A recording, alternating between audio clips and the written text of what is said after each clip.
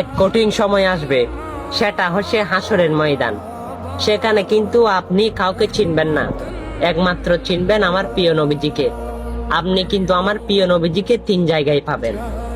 প্রথম জায়গায় হচ্ছে যখন আপনাকে ফেরেশতারা আপনার পাপ সম্পর্কে যখন মাপ দেওয়া হবে, সেই মিজানের পাল্লায় আপনাকে তোলা হবে। আর আপনি যদি গুনাহগার হন, সেই পাল্লা কিন্তু ভারী হবে।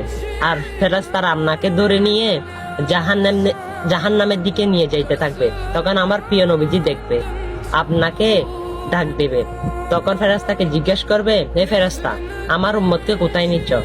ফেরেশতারা বলবে, ইয়া রাসূলুল্লাহ, তার পাপ কিন্তু বেশি, তাই তাকে জাহান্নামে দিচ্ছি।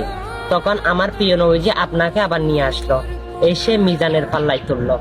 আমার প্রিয় নবীজির আঙ্গুলটা আপনার পাল্লার মধ্যে দিল, আপনার নেকির পাল্লা ভারী হয়ে গেল।